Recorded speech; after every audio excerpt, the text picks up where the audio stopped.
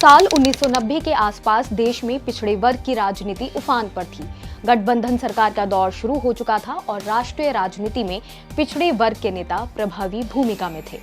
सरकार को मंडल कमीशन की सिफारिश पर सरकारी सेवाओं और शैक्षणिक संस्थानों में ओबीसी वर्ग के लिए 27% आरक्षण रिजर्व करना पड़ा। इसके बावजूद सुप्रीम कोर्ट से ओबीसी आरक्षण के मामले में एक अहम फैसला आया है।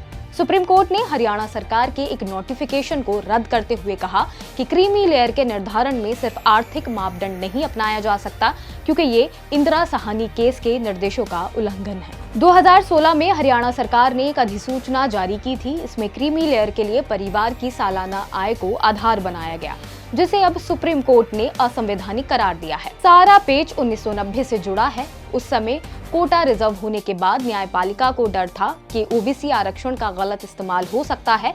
इसकी वजह से कोर्ट ने इंदिरा साहनी केस में क्रीमी लेयर की अवधारणा को मान्यता देकर पिछड़े वर्ग के ऐसे समूहों को चुनने का निर्देश दिया जो ओबीसी वर्ग में अच्छी हालत में थे। मतलब इन संपन्न परिवारों को ओबीसी आरक्षण से बाहर करने की योजना थी, जिससे जरूरतमंद लोगों को इसका फायदा मिल सके।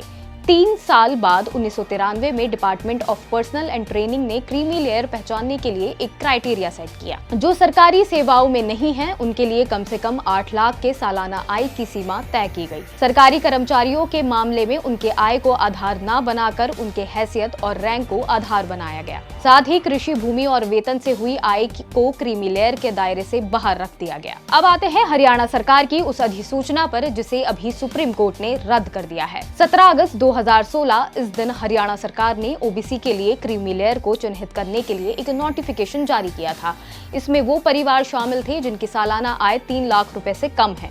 उन्हें पहले रिजर्वेशन दिया जाएगा। अगर सीटें बची तो 3 से 6 लाख रुपए की सालाना आय वालों को भी आरक्षण का लाभ मिलेगा और सालाना 6 लाख से ऊपर कमाने वाले क्रीमी लेयर में पहुंच जाएंगे। ध्यान देने वाली बात यह है कि 1993 में department of personal and training की ओर से जारी की गई क्रीमी लेयर के पैमाने में सालाना आय के अलावा सभी सीमाएं पुरानी हैं। 1993 में ये सीमा 1 लाख थी। मार्च 2004 में इसे बढ़ाकर 2.5 लाख कर दिया गया।